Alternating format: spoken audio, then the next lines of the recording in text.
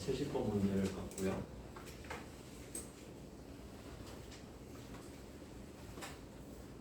그리고 나중에 부가가치세 배우면은 이 70번 문제에서 연장선이 계속 나와요. 그러니까 철거가 예정돼 있다 했잖아요. 그래서 철거할 때도 돈 들죠. 거기에 또 부가세 포함되고 막 이런 것들이 계속 나올 거거든요. 네. 그러니까 미리 한번 티저로 말씀을 드리면 건물 토지를 샀는데 내가 지금 건물이 마음에 안 들잖아요. 그럼 건물 가격도 토지에 포함을 시켰죠.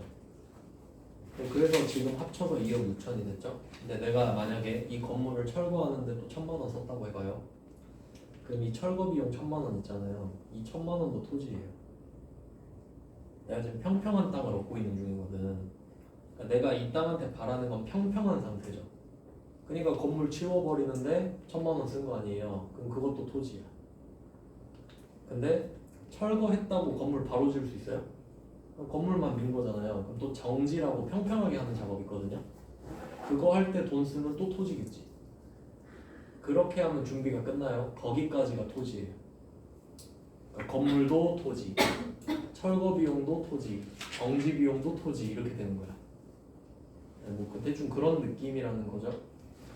근데 그건 이제 우리의 목적인 계정 과목상으로 나오는 거고 그 뒤에 또 부가가치세가 또 나와요. 그러니까 이걸 잘 해놔야 부가가치세 때 매끄럽게 들어가겠죠. 이거 제대로 안 돼 있으면 부가세 때 또 멘붕이거든요. 두 가지 생각해야 돼 이제 부가세까지. 그건 부가세 때 이야기하고요. 그 다음에 71번을 한번 볼까요? 71번.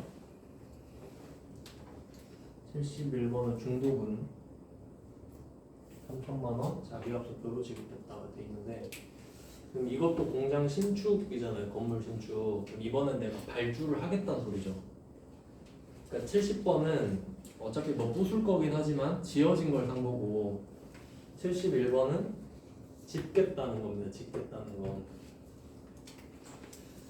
중도금은 그냥 중간에 돈 주는 거죠.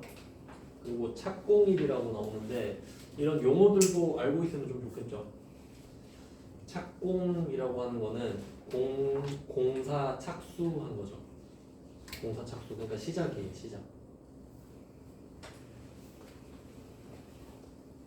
그 다음에 준공은 완성입니다. 그러면 이때 착공을 7월 3일에 했잖아요. 일부러 연도까지 써놨단 말이죠. 그럼 이게 2020년 7월 8일에 이야기를 하고 있는데 일주일 전에 시작했다 이 말이죠. 그럼 지금 지어졌을 리는 절대 없죠. 그러니까 준공은 내년이다 이렇게 돼 있잖아요. 그럼 이건 건물은 아니죠. 이때 쓰는 계정 과목이 건설 중인 자산입니다. 건설 중인 자산. 말 그대로 3,000만 원 주고 건물 좀 지어주세요. 그럼 뭐 지어지고 있겠죠? 그래서 건물이 아니라 건설 중인 자산이에요.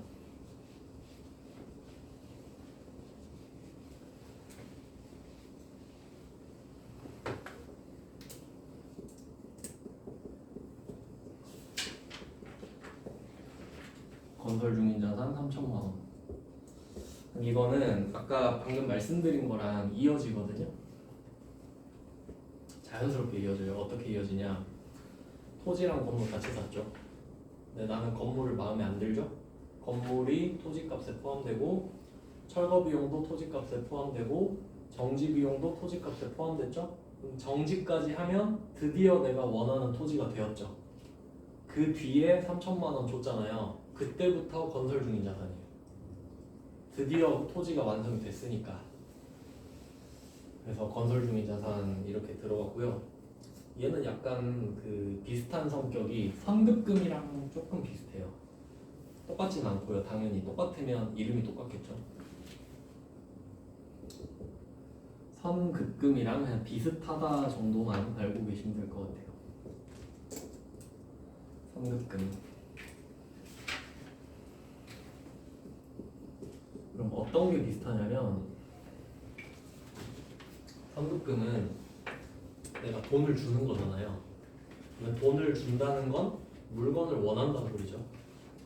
그러면 보통 돈을 주면서 물건을 받아야 되잖아요.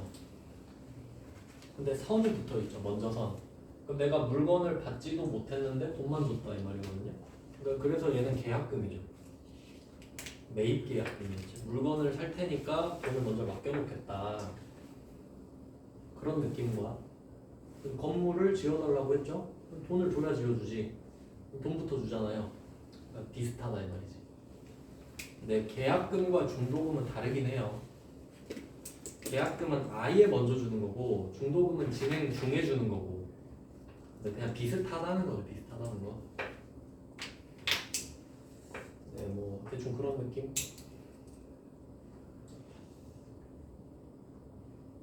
그리고 건설 중인 자산도 특징이 하나 있는데 감가상각을 안 합니다. 감가상각을 안 하는 게 지금 두 개 나왔네요. 토지도 안 하고 건설 중인 자산도 안 하고. 근데 토지는 말씀드렸죠. 감가 개념이 성립을 안 하니까 당연히 하면 안 되고요. 그럼 건설 중인 자산은 왜 감가를 안 하냐? 짓고 있죠. 짓고 있는 건물을 쓸 수 있나요? 못 쓰죠. 그러니까 감가가 안 되지. 짓고 있는데 가서 막 자고 그럴 순 없잖아요. 그러니까 짓고 있는 건 사용을 못 하니까 가치가 안 떨어지지. 뭐 당연한 말이죠. 이유는 다르지만 결과가 같네요.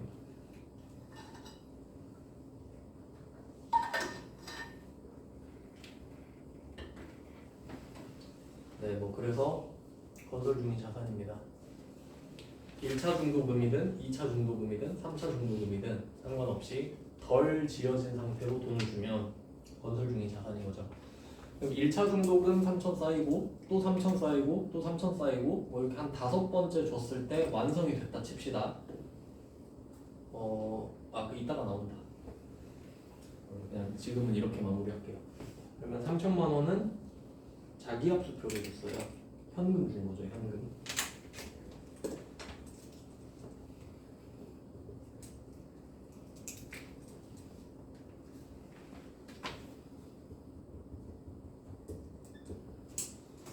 네, 이렇게 끝납니다. 71번은 좀 쉬운 편이고요. 그리고 뭐 수표는 이제 잘 아시죠? 자기압 수표 줬다 그러면 현금 감소, 당좌 수표를 발행해서 지급하면 당좌 예금. 뭐 그런 건 이제 틀리면 안 돼요. 그러니까 그건 주제라고 볼 수도 없어요, 그냥. 그러면 이제 72번 이게 좀 중요하거든요. 72번.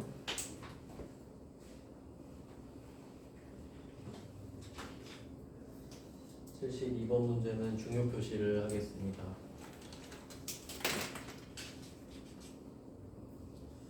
이게 원래 되게 어려운 문제거든요. 뭐 세무사 문제나 회계사 문제에서 엄청 어렵게 나오는데 우리는 그냥 맛보기 정도.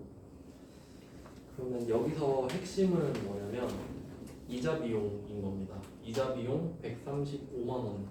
이게 제일 중요해요. 그럼 이자가 나왔다라는 말은 돈을 빌렸다는 소리겠죠. 돈을 빌리니까 이자를 갚는데, 그러면 그 반대로 생각하면 내가 이자를 내고 있는 건 돈을 빌렸다는 소리인데, 만약에 내가 돈이 많아서 돈을 안 빌릴 수 있다면 이 돈 안 나가죠.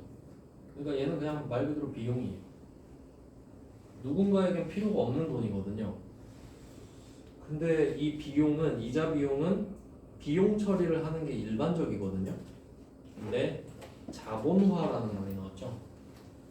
문제는 이게 안 어울린다는 말이에요. 이자 비용은 비용으로 하는 게 맞는데 갑자기 자본화가 왜 나오냐. 이거 상황을 해석해라 이 말이죠.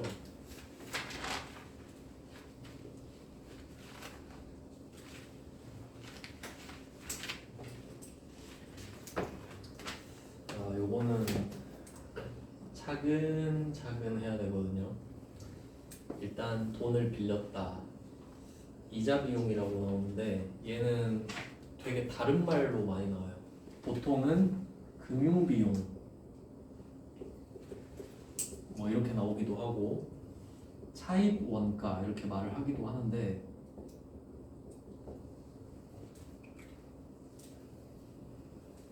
이게 회계가 말장난이 엄청 심해요. 문과니까. 그러면 이 단어를 외우는 건 정말 힘든 일이고요. 패턴을 파악하는 게 항상 중요하거든요. 일단 좀 쉽게 접근하는 방법을 알려드리면 앞으로 회계에서 원가라는 말이 나오면 항상 쓴 돈으로 바꿔서 생각을 할게요. 쓴 돈. 이건 야매입니다. 어떤 책에도 이런 말은 나오지 않거든요. 근데 대충 때려 맞힐 수 있어요. 원가가 쓴 돈이라고 하면.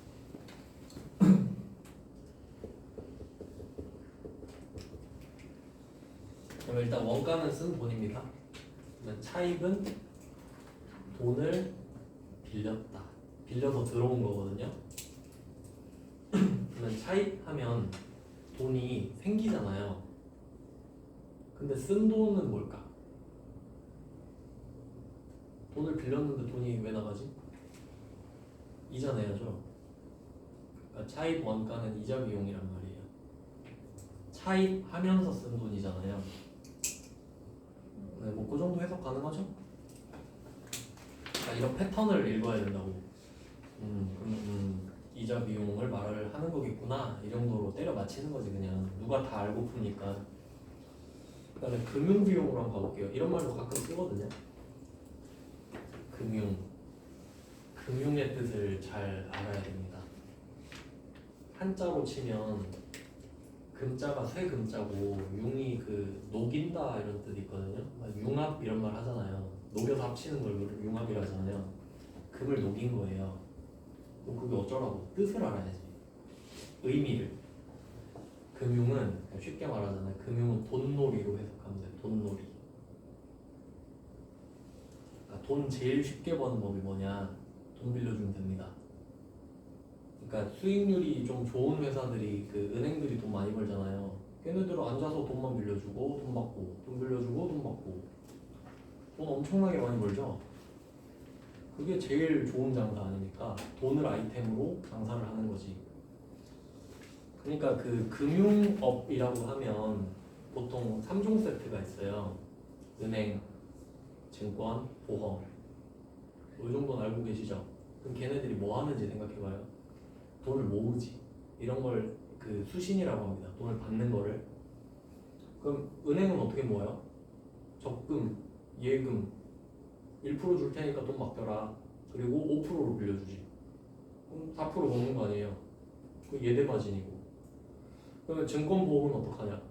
자동차 보험료 막 걷어요. 사고 안 나는 사람이 더 많죠. 그럼 그 돈으로 뭐 하냐? 주식 사고 파는 거지 계속.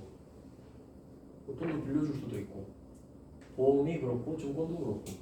그러니까 결론은 걔네들은 목돈을 모아서 계속 도박하는 겁니다. 뭐 그런 거예요. 그게 금융이에요. 돈놀이라고. 그러면 금융은 돈을 빌려주고 빌리는 거네. 맞죠? 그럼 비용이 왜 들어요? 돈을 빌려주고 빌릴 때 드는 비용이 뭐예요? 이자잖아. 다 같은 말이네요. 이자 비용. 이자 비용입니다. 그래서 빌린 이자라는 건 알았어요. 이자. 그리고 이자라는 개념은 쉽게 말하면 사용료라고 생각을 하시면 돼요. 그러니까 우리가 뭐 놀러 가서 자전거 같은 거 빌리면 요금 내잖아요. 돈을 이용할 때도 이용료를 내야 되지. 근데 그게 돈이라서 이용료라는 생각을 잘 못하는데 이것도 이용료입니다. 이자. 사용요금이죠. 근데 이자는 보통 1년 단위로 계산을 하고. 그럼 이건 이제 알았어요. 그럼 그 다음으로 해야 될 거는 우리가 돈을 쓸 때 상황이거든요. 그럼 우리가 현금을 쓸 때 생각을 해보면 자산이 줄어들죠. 이자 내면 뭐라도 줄어들 거 아니에요. 뭐 현금이 줄거나 보통 예금이 줄거나 자산이 줄어들겠죠. 그럼 자산이 줄어들었을 때 그 반대급부로 나오는 게 뭐냐? 보통 자산 증가나 비용 발생이 나옵니다. 비용 같은 경우는 그 약간 좀 키워드를 드리면 애매해요. 사실 뭐 정의하기가 여러 가지 관점으로 볼 수 있는데 대충 그냥 후려패면은 어차피 전 야매로 하니까요. 자산은 그냥 미사용이라고 할게요. 미사용. 비용은 사용이라고 할게요.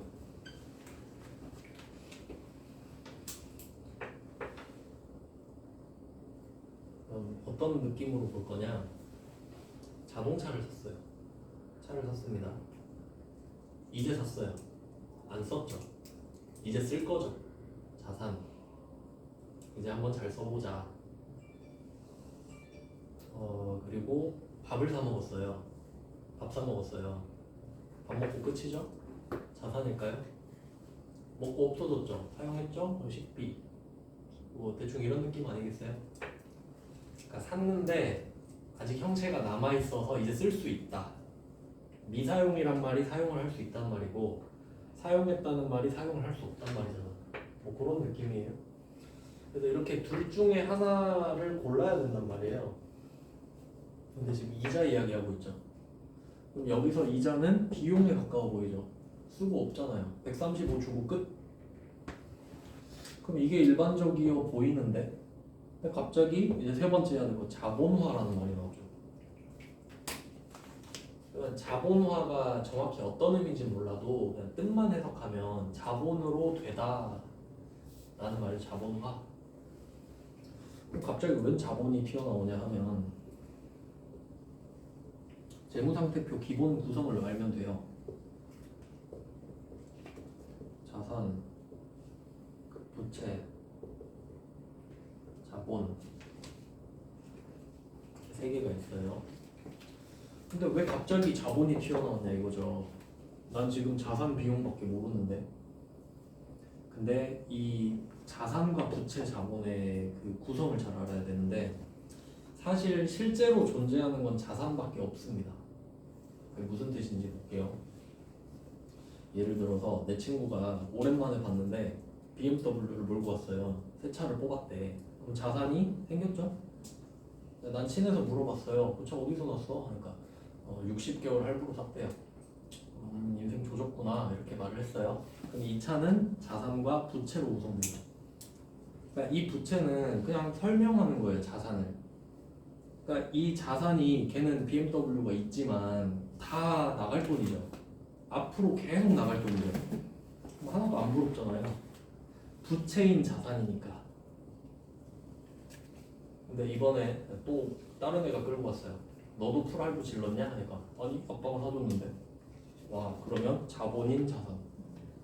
개꿀이죠 얘는? 얘는 부럽죠? 안 갚아도 되는 차네.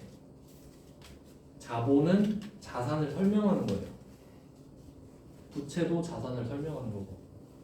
아시겠죠? 무슨 말인지? 그러니까 자본화라는 말 자체가 자산을 언급하는 거지 애초에. 부채도 자산을 언급하는 거고. 그러면 여기서 자본화가 되었다라는 말은 어떻게 했는지는 모르지만 자본이 늘었다는 소리 아니에요? 자본화가 되면 자본이 늘었겠지. 이렇게 늘었다고 합시다. 그럼 자산도 늘죠. 그러니까 자본이 늘면 자산도 느는 거예요.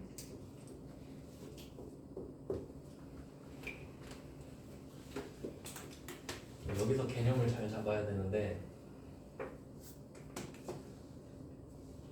그럼 순서를 바꿔볼게요. 방금 그랬잖아요. 친구가 차 끌고 왔어요. 그러면 물어봐야 돼요. 차는 내 눈에 보이잖아요. 그럼 내 눈에 얘는 자산화가 된 거죠. 그 차 어디서 났어? 하니까 풀 할부다 하면 위로 드는 거예요. 위로 느는 거죠. 근데 아빠가 사줬대. 아래로 느는 거죠. 그런 개념이라고. 그러니까 자산이 늘면 물어봐야 돼요. 부채가 늘었니? 자본이 늘었니? 물어봐야 한다고. 근데 친구가 오자마자 하는 말이 아빠가 차 사줬다. 그럼 부럽다. 그럼 끝이죠. 그러니까 차를 끌고 오면 물어봐야 되죠. 할부냐? 아빠가 사줬냐? 근데 오자마자 아빠가 차 사줬다 하면 물어볼 게 없잖아. 안 갚아도 되는 돈이 늘었으니까 자산도 늘었겠지. 이해되시죠? 그러니까 자본이 늘었다, 부채가 늘었다는 당연히 자산이 는 거예요. 이해되셨죠? 그러니까 자산화라고 안 하고 자본화라고 하는 거야. 설명이 필요가 없으니까. 그럼 이제 아다리가 딱 맞나요? 그러니까 결론은 뭐냐? 이자를 어쩌라고요? 자산으로 해라 이 말이잖아. 그러니까 요 두 개를 같이 볼 수 있어야 되거든요. 결론은 자산으로 해라 이 말이지. 네, 이 세 개를 봐야 돼, 세 개를. 이제 합쳐볼게요. 정리. 일단 잘 모르겠다 싶으면 들어온 돈, 나간 돈부터 적으세요. 확실한 거 135만 원 나갔다 저는. 그럼 그거부터 쓰는 거야 일단.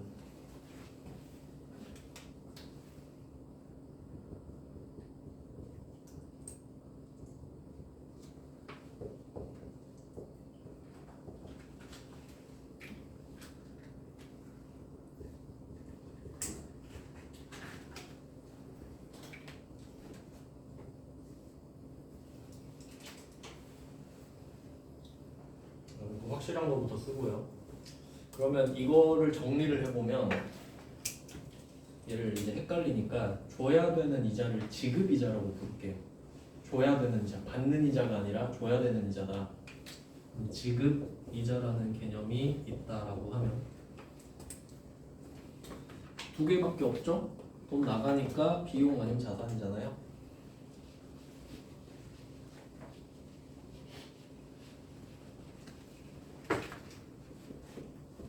비용으로 처리할 수 있고 자산으로 처리할 수가 있다. 왜냐면 비용은 좀 당연한 느낌이고 자산은 자본화라는 말을 굳이 했기 때문에 이럴 수도 있나 보다 정도 느낌이네요. 그러면 비용으로 처리를 하면 이때 쓰는 계정 과목이 이자 비용인 거예요. 계정 과목은 빨간색으로 쓸게요. 이자 비용이다. 그러니까 지급 이자는 줘야 되는 이자라는 뜻이고요. 그걸 이자 비용이라는 계정 과목으로 하는 게 일반적이다 이 말이에요. 그럼 이거는 너무 당연해. 근데 지금 여기다가 이자 비용 135 쓰면 틀리죠. 자본화가 아니니까요. 그럼 얘는 일단 아니네요. 그럼 여기서 이자 비용을 자본화하기로 한다라는 말이 없을 때 이자 비용 쓰면 틀릴까요? 그러진 않겠지. 뭐 그런 말 없었는데 보통은 비용 처리해요. 귀찮거든요. 근데 뭐 이제 자산으로 해라, 이게 자본화 해라 이 말이잖아요. 자본화라는 말이 나오면 결과적으로 자산이 증가하더라 이니까. 그러면 일단 결과만 적고 다시 상황을 설명드릴게요. 자산으로 붙여야 되잖아요. 내가 건물을 짓고 있죠. 그럼 건물을 짓고 있을 때 이자를 낼 수도 있고 건물이 다 지어진 다음에 이자를 낼 수도 있는 거 아닙니까? 그럼 자산은 또 두 개로 나눠지는 거예요. 짓고 있을 때는 건설 중인 자산이죠. 그때 자본화를 해버리면 건설 중인 자산이 되는 거예요. 건설 중일 때 이자를 내면. 근데 완성됐을 수도 있죠. 완성된 건 건물이거든요. 그럼 건물인 상태로 이자를 내면 건물이겠지. 그러니까 두 개로 나눠집니다.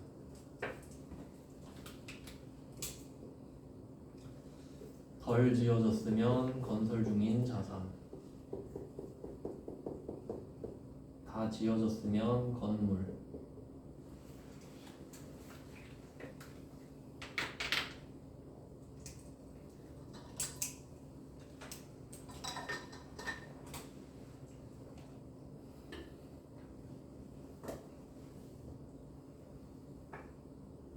네, 이렇게 정리가 돼요. 근데 이거 자본화는 원래 아무나 할 수 있는 게 아니고요. 대충 예를 간단하게 들어보면 만약에 건물을 지으려고 발주를 했어요. 2년 걸린대. 그래서 X 1년, X 2년, 2년간 건설을 해야 된대요. 그래서 이 2년이 건설 기간이에요. 2년 걸린대요. 2년 동안 그러면 도급 비용 얼마냐? 그러니까 10억 달래요. 10억 주면 건물 지어주겠다. 그럼 2년 동안 10억을 주면 되거든요. 너무 비싸. 그래서 1억 정도는 빌려서 10억에 충당하려고 해요. 1억을 빌려서 여기 10억에 꽂으려고. 근데 그 기간이 이제 중간에 껴있는 거예요. 중간에 뭐 1년이라고 합시다. 1년 동안 1억을 빌리는 거죠. 뭐 이런 느낌. 그래서 돈을 빌리는 이유가 또 두 가지로 나눠지는데, 지금은 이 1억을 빌려서 1억을 10억에다가 다 꽂아버릴 거거든요. 이런 상황을 특정 차입금이라고 해요. 특정한 목표로 딱 빌린 거 있죠. 그러니까 학자금 대출이 특정 차입금이에요. 학자금으로 다 쏴버릴 거잖아요. 근데 생활비 대출 따로 있죠. 그건 일반 차입금, 뭐 그런 느낌이거든요. 근데 여기서는 특정 차입금입니다. 난 이 1억을 10억에다가 다 넣을 거다. 네, 여기 1억 빌리면 이자 붙겠죠. 그럼 이 이자가 500만 원이라고 해볼게요. 이자 500만 원.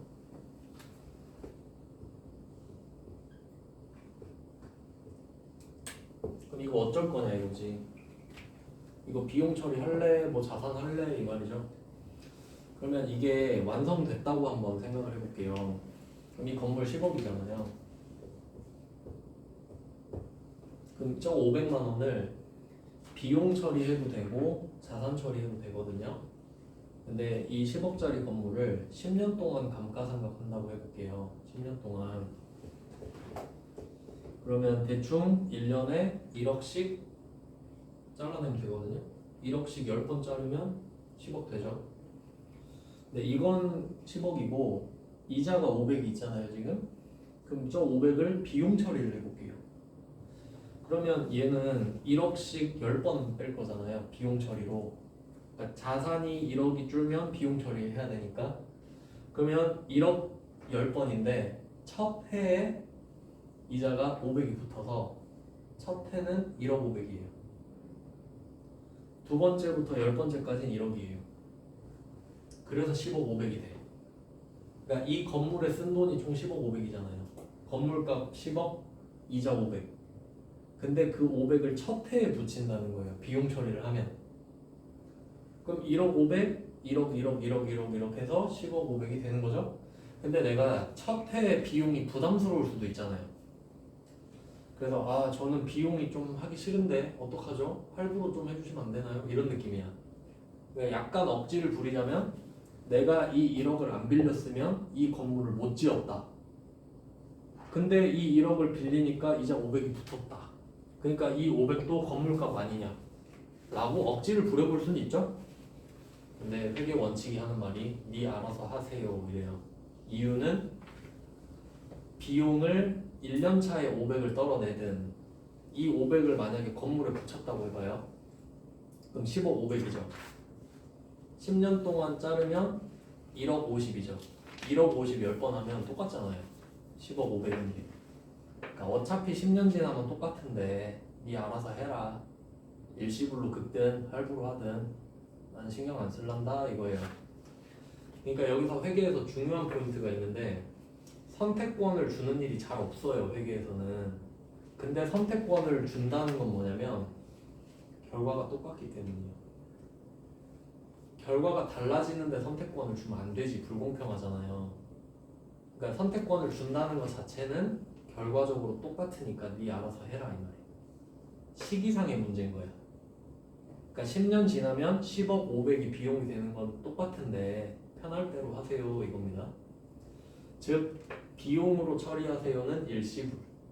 500을 지금 긁는 거야 그냥 첫 해. 근데 내가 좀 부담스러울 수도 있잖아요. 아, 지금은 보릿고개라서 좀 힘든데 그럼 자산에 붙여. 감가상각으로 하면 되잖아. 이런 느낌인 거지. 천천히 50씩 해라 이 말이에요. 마음대로 하면 된다. 그러니까 이자 비용을 자본화해라 이 말 뭐예요? 내가 좀 힘들다 지금 할부로 좀 해주세요 이 말이에요. 할부로 결제하였다 이 말입니다. 근데 일시불로 한다고 뭐 죽나? 아니죠? 그러니까 이 차이를 알면 어떻게 해요? 자본화하기로 한다라는 말이 없으면 아무렇게나 해도 돼 그냥. 그 말 없다고 뭐 자본하면 죽이겠습니까? 이의제기해서 이길 수 있을 거예요. 물론 출제자 마음이지만. 근데 웬만하면 자본화하기로 했다 하면 자산으로 하시고 그 말이 없다면 이자 비용으로 하면 될 텐데 여러분이 출제자면 자본화하기로 했다는 말을 안 넣겠습니까? 넣겠죠? 그러니까 이렇게 내는 거예요. 그래서 답이 건설 중인 자산. 이유는 공사 지금 완성 안 됐잖아요.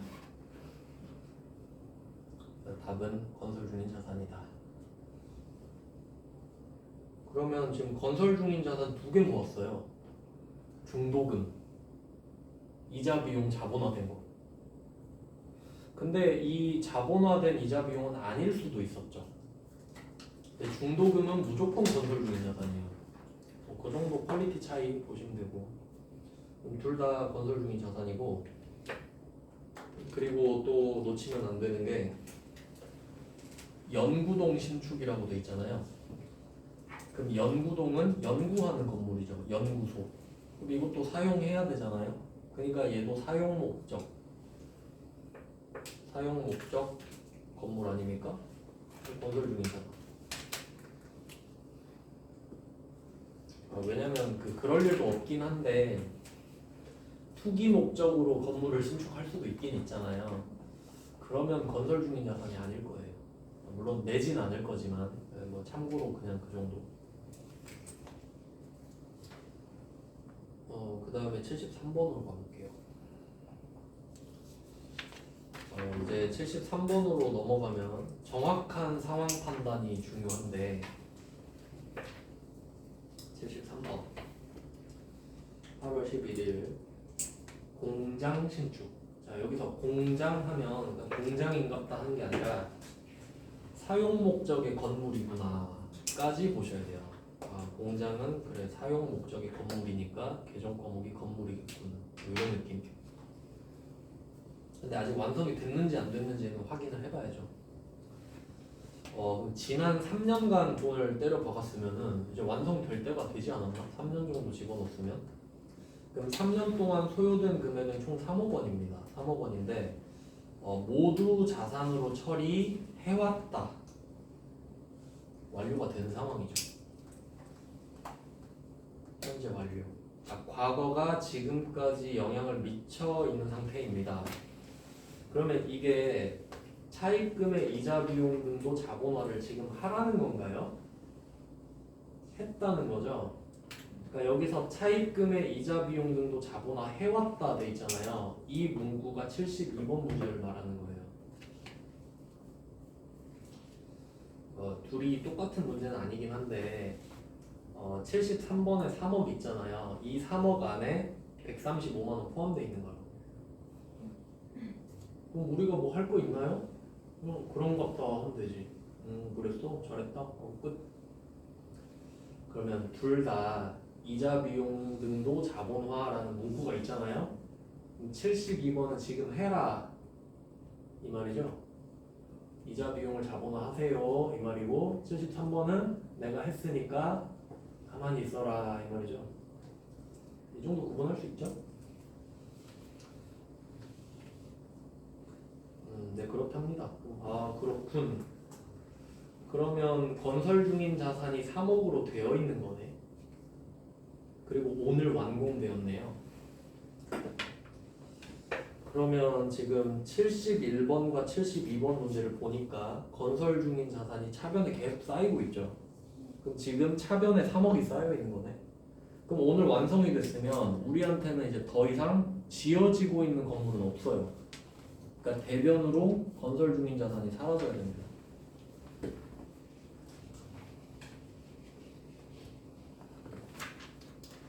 대변에 건설 중인 자산이 사라져요.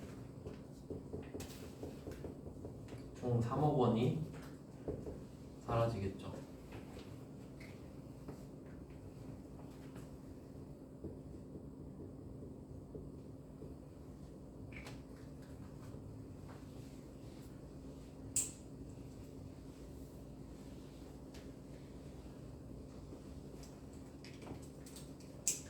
그럼 오늘 완성되면 우리한테는 완성된 건물이 생기는 거네요. 차변은 건물이 생기는 거죠.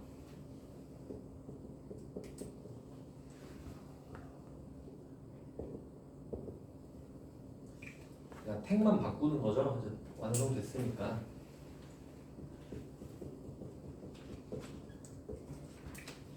그러니까 이 건설 중인 자산이 건물로 바뀌었다고 생각하시면 되겠네요.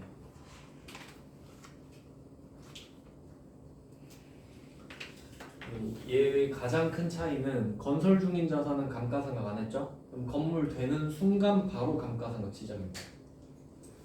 이제 사용할 수 있으니까.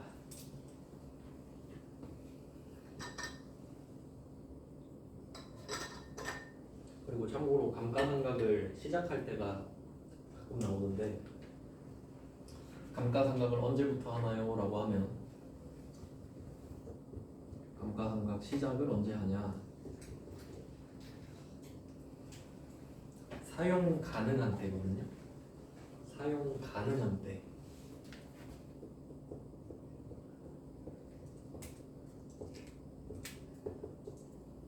사용 가능한 때라고 해요.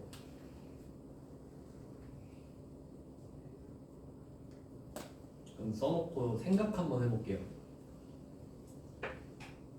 사용 가능한 때죠. 사용한 때가 아니네. 왜 아닐까 생각을 해보는 겁니다. 사용 가능한 거랑 사용한 거랑 다르죠. 그러니까 만약에 내가 오늘 택배를 받았어요. 오늘 사용 가능하죠. 근데 귀찮아서 한 달 뒤에 갔어요.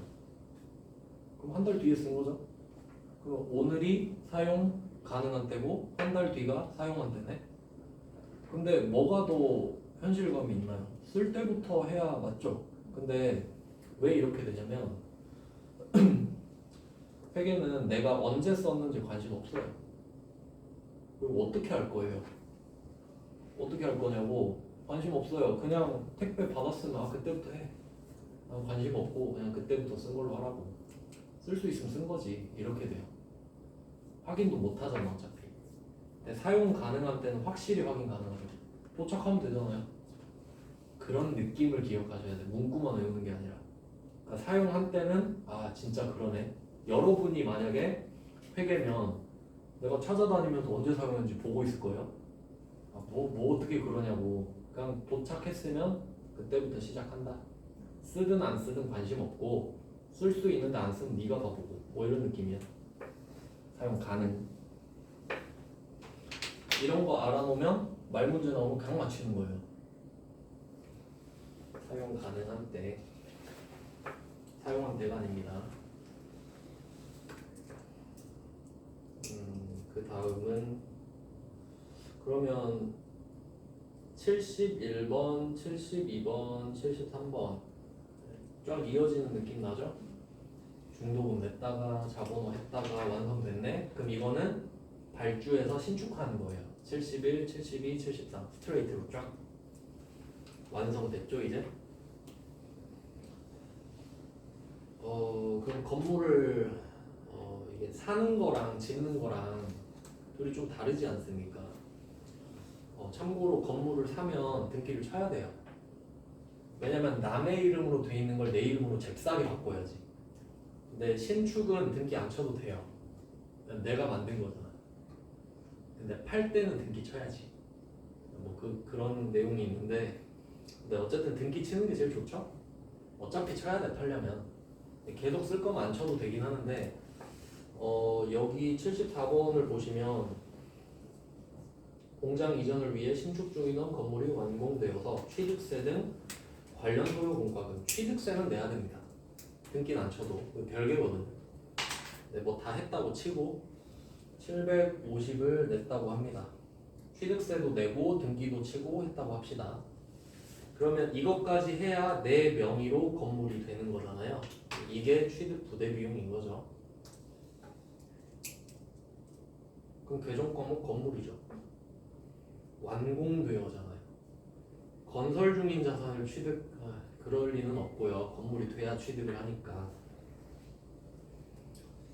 그럼 얘는 뭐 답은 간단하죠. 건물 750, 보통예금 750입니다. 취득세인데 건설 중인 자산일 리는 없고요. 일반적으로는. 취득세는 자동차에서도 해봤고 토지에서도 해봤고요. 뭐 별다른 거 없습니다. 그러니까 취득세는 그 해당 자산에 붙이면 끝나는 겁니다. 아주 간단한 문제고요. 그 다음에 75번으로 바로 넘어가면 재산세.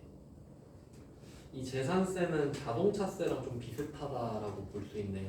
취득 후에 꾸준히 내는 겁니다. 보유세라고 하죠. 보유세. 보유를 하면 1년에 한 번씩 이렇게 계속 내는. 그러면 그 취득세랑 재산세랑 둘 다 세금이긴 한데 취득할 때 내는 세금은 딱 한 번이거든요. 그러니까 얘는 가격에 붙여서 감가상각 개념이었고, 취득 후에 1년마다 내는 이연리 세금은 1년마다 내는데 할부로 끊으면 안 된다고 그랬죠. 그러니까 얘는 비용 처리 바로 할부로 하면 안 되고 딱딱 비용 처리 해버려죠. 일시불로. 그러니까 취득세는 할부, 그리고 보유세는 일시불이다. 이런 느낌을 받으시면 좋겠습니다. 그럼 계정 과목 기억나세요? 세금 과목 거잖아요. 그러면 영업부서 건물은 800번, 제조부서는 500번이겠지 뭐. 세금 과목과. 그러니까 이런 거는 그냥 주는 문제죠. 그냥 보너스 문제입니다.